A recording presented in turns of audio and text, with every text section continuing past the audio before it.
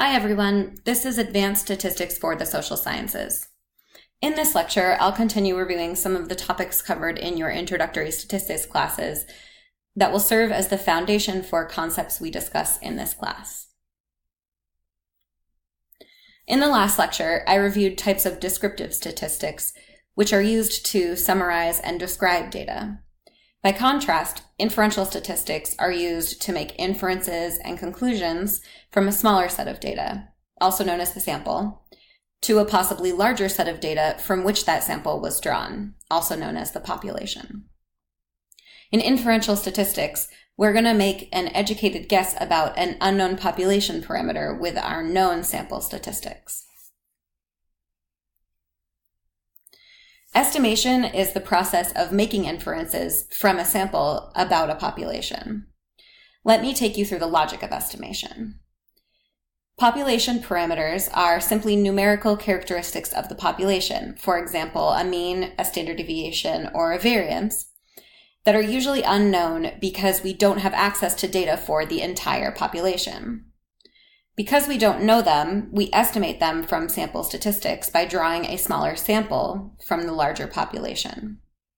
When we do this, we can estimate population parameters from sample statistics. Two types of estimation are point estimation and interval estimation. We most often use point estimation. So we've now learned about estimates that we get from our samples to estimate population parameters. Sampling distributions are theoretical distributions that would be created by repeatedly sampling groups of a certain size from the population. We need sampling distributions because we are never going to know the exact value of a population parameter based on a sample statistic. There is going to be some error in our prediction, so our estimates will not always be accurate. We use a sampling distribution to determine how much error we may have in our estimation of the population parameter. We use sampling distributions for many statistics, like the mean or even mean differences. The central limit theorem, related to the sampling distribution, states that the shape of a sampling distribution will approach normality as the size of the sampled groups increases. We will talk more about details of sampling distributions in later lectures. When we obtain estimates of population parameters through a statistical test, we are doing so as part of a framework for testing our theories. Null hypothesis significance testing, or NHST, is the framework we often use for theory testing. We use null and alternative, also known as research, hypotheses to frame our research questions. The null states that there is no difference or effect, and is essentially that the difference or effect is equal to zero. That's why we call it a statement of equality. The alternative hypothesis states that the research question of interest typically that there is some effect or some difference. Alternative hypotheses can be directional, where an effect size is specified, such as greater than or less than, or it can be non-directional, where the effect is simply not equal to zero. Our end goal of NHST is to reject the null hypothesis and be able to state that there is an effect. If we retain the null hypothesis, there is no effect and we didn't find the difference we expected.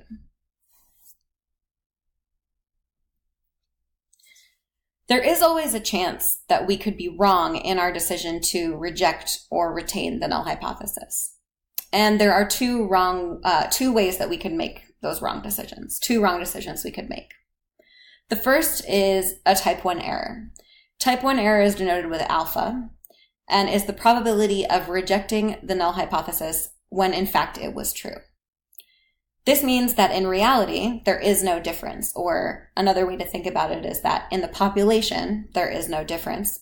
But in our testing, we mistakenly reject the null hypothesis and we conclude that there is one.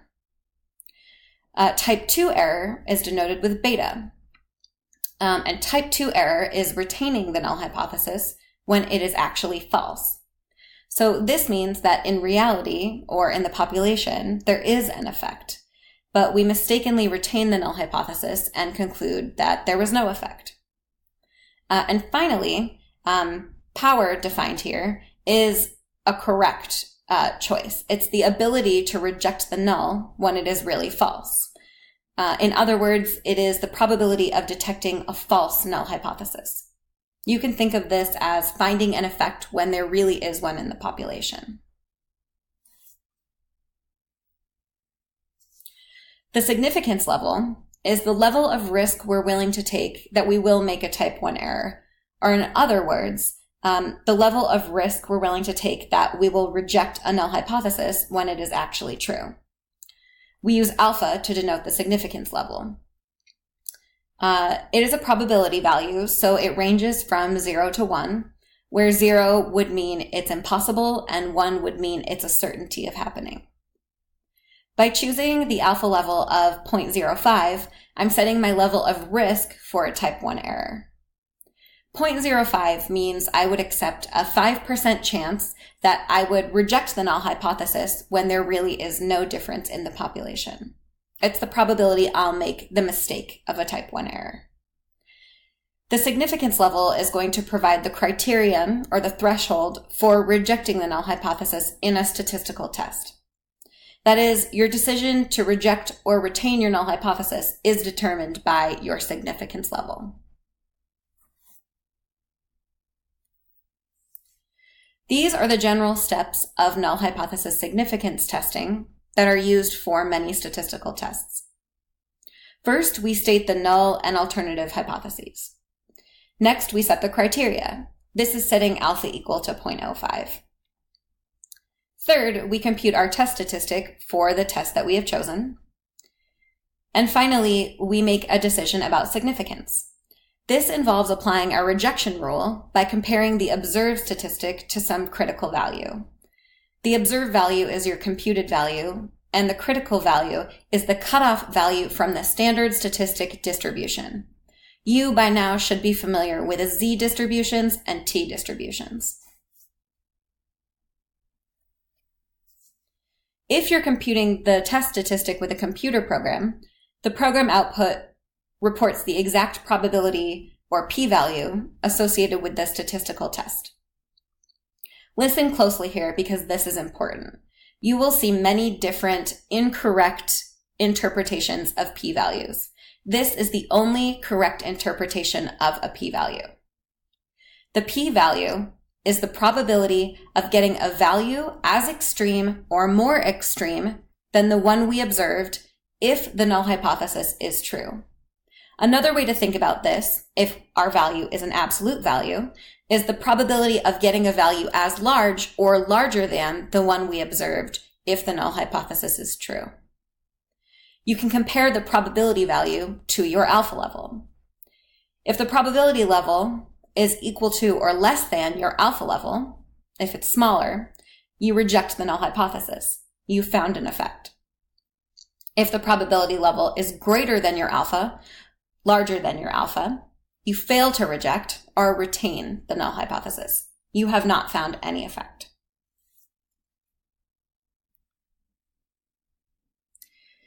Let's talk for a minute about the similarities and differences between null hypothesis significance testing and estimation.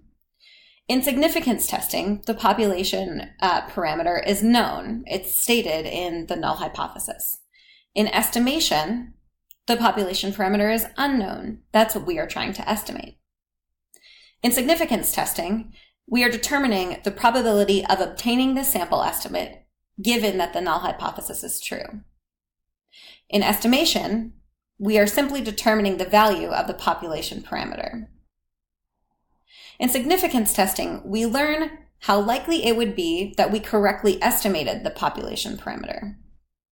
In estimation, we learned the range of values within which the value of the population parameter is most likely to fall, the true value of the population parameter. In significance testing, we make an ultimate decision to retain or reject the null hypothesis. In estimation, a population parameter, here for example the mean, is simply estimated, and there may be no decision about significance. This will be important for later lectures when we move to a more general framework of modeling data.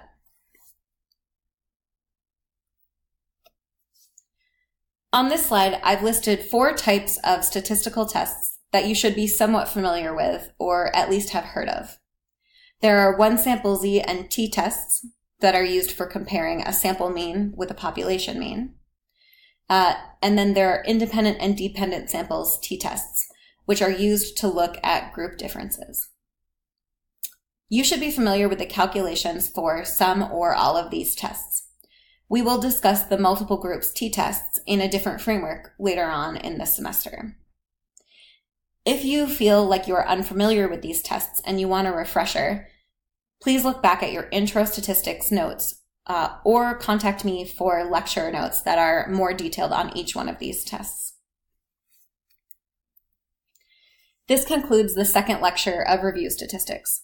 In the next lecture, I'll introduce the concept of modeling data and reducing error in your data.